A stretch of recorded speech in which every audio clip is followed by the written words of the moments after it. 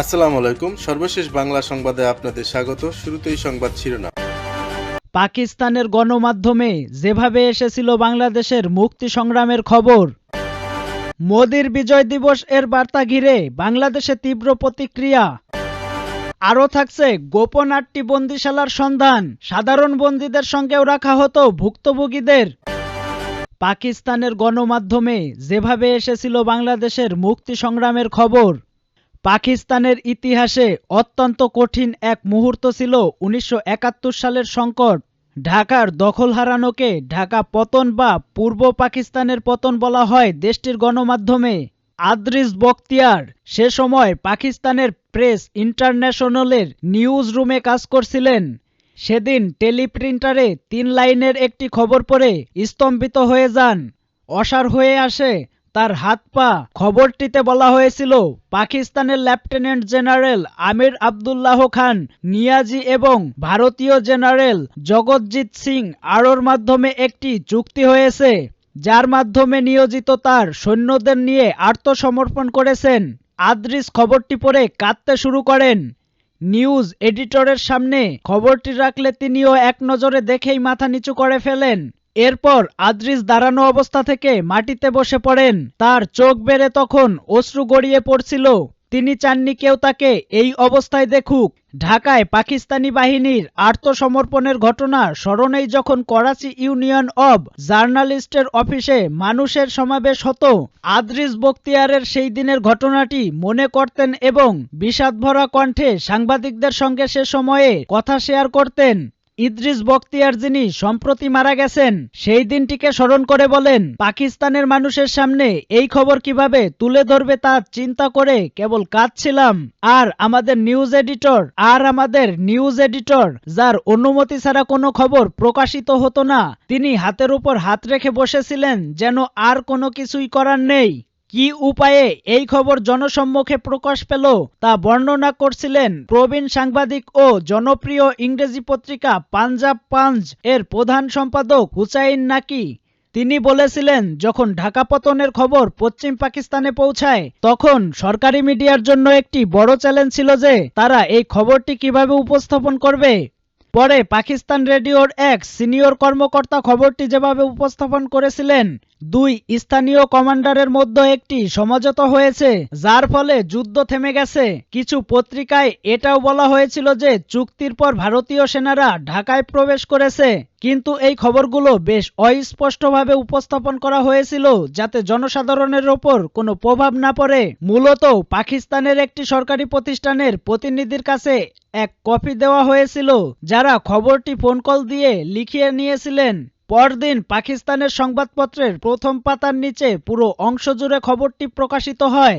সেই দিন ওই একই পাতায় তখনকার সামরিক শাসন জেনারেল মোহাম্মদ ইয়াহিয়া খানের সরকারি গণমাধ্যম থেকে প্রকাশিত এক ভাষণ 8 কলাম হেডলাইন ছাপা হয়। সেখানে তিনি ঢাকা পতনের পরও শত্রুর বিরুদ্ধে যুদ্ধ চালিয়ে যাওয়ার ঘোষণা দিয়েছিলেন। ইয়াহিয়া খান তার ভাষণে স্থানীয় কমান্ডারদের চুক্তির খবরটি এমনভাবে উল্লেখ করেছিলেন যে একদিকে পিছু হটলেও অন্যদিকে যুদ্ধ চালিয়ে যেতে হবে। অথচ পরদিনই ইয়াহিয়া খানের যুদ্ধবিরতির খবর পত্রপত্রিকায় ছাপানো হয়। মোদির বিজয় দিবস এর বার্তা ঘিরে বাংলাদেশে তীব্র প্রতিক্রিয়া। বাংলাদেশের স্বাধীনতা যুদ্ধে বিজয় দিবসকে ১৯৭১ সালের ভারতের ঐতিহাসিক জয় বর্ণনা করে ভারতের প্রধানমন্ত্রী নরেন্দ্র মোদী একটি স্ট্যাটাস দেওয়ার পর এ নিয়ে বাংলাদেশের তীব্র প্রতিক্রিয়া তৈরি হয়েছে। এর আগেও স্বাধীনতা দিবস বা বিজয় দিবসের মতো বিশেষ দিনে নিয়মিতই নিজের বার্তায় পোস্ট করেছেন নরেন্দ্র মোদী। তবে তার বিজয় দিবসের শুভেচ্ছা বার্তায় সাধারণত বাংলাদেশের বা মুক্তিযুদ্ধের উল্লেখ থাকে না, কারণ বিজয় দিবসকে ভারত তথা ভারতের সেনাবাহিনীর যুদ্ধে তাদের বিজয় হিসাবেই তুলে ধরে থাকে। শুধু নরেন্দ্র মোদী নন, ভারতের সামরিক বাহিনীর কিংবা অন্য রাষ্ট্রীয় গুরুত্বপূর্ণ পর্যায় থেকেও 16ই ডিসেম্বরের এই দিনটিকে বরাবরই ভারতীয় সেনাবাহিনীর অসাধারণ সাফল্য হিসাবে বর্ণনা করা হয়ে থাকে। তবে বাংলাদেশে এর আগে কখনো সরকারি বা রাজনৈতিক পর্যায়ে নরেন্দ্র মোদীর শুভেচ্ছা বার্তা নিয়ে এত নেতিবাচক প্রতিক্রিয়া দেখা যায়নি। অবশ্য আওয়ামী লীগ সরকার এবং ক্ষমতাচ্যুত প্রধানমন্ত্রী শেখ হাসিনার সঙ্গে ভারতের ঘনিষ্ঠ সম্পর্ক ছিল। 5ই আগস্ট শেখ হাসিনা পতনের পর রাজনীতি থেকে কূটনীতি সব ক্ষেত্রেই দুই দেশের মধ্যে টানাপোড়েনে তৈরি হয়েছে। এমন প্রেক্ষাপটে ভারতের প্রধানমন্ত্রী এই স্ট্যাটাস ঘিরে নতুন করে সমালোচনা তৈরি হয়েছে। মোদি যা বার্তায় লিখেছেন, বিজয় দিবসের সকালেই নরেন্দ্র মোদির বার্তা সামাজিক যোগাযোগ মাধ্যমে প্রকাশিত হয়। সেখানে তিনি লিখেছেন, আজকের এই বিজয় দিবসে সেই সব নির্ভীক সেনাদের সাহস ও আত্মত্যাগকে আমরা সম্মান জানাই, যারা 1971 সালে ভারতের ঐতিহাসিক বিজয়ে অবদান রেখেছিলেন। তাদের দৃঢ় সংকল্প ও নিঃস্বার্থ আত্মোৎসর্গ জাতিকে করেছে সুরক্ষিত এবং বয়ে এনেছে গৌরব।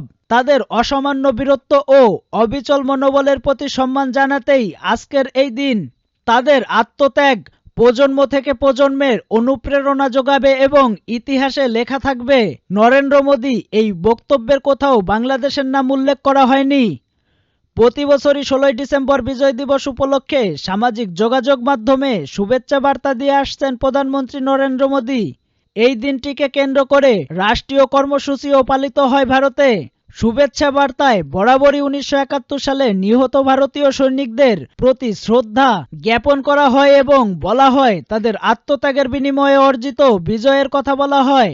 সেখানে বাংলাদেশ বা মুক্তিযুদ্ধের কোনো উল্লেখ থাকে না, তবে সরাসরি ভারতের বিজয় বলেও বর্ণনা করা হয় না।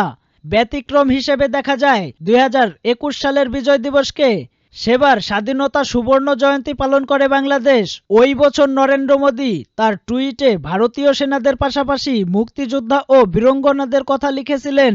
সুবর্ণ জয়ন্তী অতিথি হিসাবে তৎকালীন ভারতীয় রাষ্ট্রপতি রামনাথ কোবিন্দ তখন বাংলাদেশে, সেই সূত্রে ঢাকার কথা লিখেছিলেন নরেন্দ্র মোদি। আরও থাকছে গোপন 8টি বন্দিশালার সন্ধান। সাধারণ বন্দীদের সঙ্গেও রাখা হতো ভুক্তভোগীদের। গুম সংক্রান্ত তদন্ত কমিশন 8টির বেশি গোপন বন্দিশালার শনাক্ত করেছে, যেখানে গুমের শিকার ব্যক্তিদের আটকে রাখা হতো। কমিশনের তথ্য অনুযায়ী প্রতিরক্ষা গোয়েন্দা মহাপরিদপ্তর, র্যাব এবং পুলিশের counter terrorism and transnational crime unit এসব বন্দিশালা পরিচালনা করত। দেশ জুড়ে এই গোপন স্থাপনাগুলোতে গুম হওয়া ব্যক্তিদের আটকে রাখা হতো। এছাড়া কখনো কখনো তাদের সাধারণ বন্দীদের সঙ্গেও বন্দী অবস্থায় রাখা হতো। গুম সংক্রান্ত তদন্ত কমিশনের অন্তর্বর্তী প্রতিবেদন থেকে উঠে এসেছে এসব উদ্বেগজনক তথ্য। গত শনিবার রাষ্ট্রীয় অতিথি ভবন যমুনায় কমিশন আনফোল্ডিং দ্য ট্রুথ শিরোনামের প্রতিবেদনটি প্রধান উপদেষ্টার কাছে জমা দেওয়া হয়। প্রতিবেদনে জানানো হয়, গুমের ঘটনায় কমিশনে এ পর্যন্ত 1676টি অভিযোগ জমা পড়েছে। এর মধ্যে 757টি অভিযোগ যাচাই বাছাই প্রক্রিয়া সম্পন্ন হয়েছে। প্রতিবেদনে গুমের শিকার ব্যক্তিদের দীর্ঘদিন সবার নজরের বাইরে কিভাবে বন্দী করে রাখা হতো তার বিবরণ উঠে এসেছে। এতে বলা হয়েছে, এসব ব্যক্তিকে বিভিন্ন সময়সীমায় আটকে রাখা হতো। কেউ 48 থেকে 60 ঘন্টা, কেউ কয়েক সপ্তাহ বা মাস, আবার কেউ বছরের পর বছর বন্দী ছিলেন। অনেকের ধারণা গুমের শিকার ব্যক্তিদের কেবল গোপন বন্দিশালায় আটকে রাখা হতো। তবে জীবিত ফিরে আসা কয়েকজনের সাক্ষাৎকার উঠে এসেছে বিভিন্ন চিত্রে। তারা জানান, অনেককে এমন বন্দিশালায় রাখা হয়েছিল যেখানে সাধারণ বন্দীদেরও আটকে রাখা হতো। উদাহরণস্বরূপ ডিবি কর্তৃক আটক ব্যক্তিদের বন্দিত্বের কথা উল্লেখ করা হয়েছে। বৈধ ও অবৈধ বন্দীদের একই স্থানে রাখার ফলে গুমের শিকার ব্যক্তিদের বন্দিশালায় কতটা জটিল পরিস্থিতির মধ্য দিয়ে যেতে হতো তা সহজেই অনুমান করা যায়।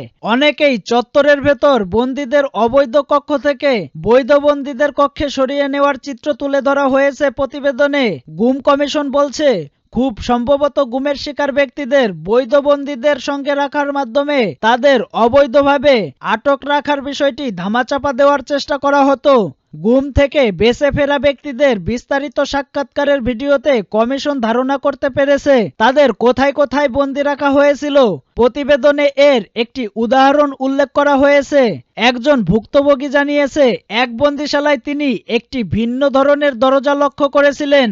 এই তথ্যের ভিত্তিতে কমিশন একই কক্ষ চিহ্নিত করতে সক্ষম হয়, যা একসময় 3টি পৃথক কক্ষে বিভক্তি ছিল। তবে পরিদর্শনের আগেই ওই পার্টিশনগুলো ভেঙে ফেলা হয়। ভুক্তভোগীর সাক্ষাৎ যাচাইয়ের জন্য সংশ্লিষ্ট স্থান থেকে আরও একটি প্রমাণ সংগ্রহ করে তালিকাভুক্ত করা হয়েছে। কমিশনের কর্মকর্তারা বন্দীদের জিজ্ঞাসাবাদ কক্ষ, আটক রাখার স্থান এবং ব্যবহৃত যন্ত্রপাতি সরজমিনে পরিদর্শন করেছেন। তাদের উদ্দেশ্য ছিল ঘটনাস্থল থেকে তথ্য প্রমাণ সংগ্রহ করা। এ লক্ষ্যে তারা আইন শৃঙ্খলা রক্ষাকারী বাহিনী এবং নিরাপত্তা বাহিনীর জ্যেষ্ঠ কর্মকর্তাদের সঙ্গেও আলোচনা করেছেন। গোপন বন্দিশালা দেখতে তদন্ত কমিশন যেসব দপ্তরে গিয়েছে সেগুলো হলো ডিজিএফআই, সিটিটিসি, ডিএমপির ডিবির প্রধান কার্যালয়, চট্টগ্রাম মহানগর পুলিশের DB, rapid action battalion unit 2, 4, 7 ও 11, র্যাব 2, সিপিসি 3, র্যাবের সদর দপ্তর, চট্টগ্রাম কেন্দ্রীয় কারাগার এবং এনএসআই এর চট্টগ্রাম বিভাগীয় কার্যালয়।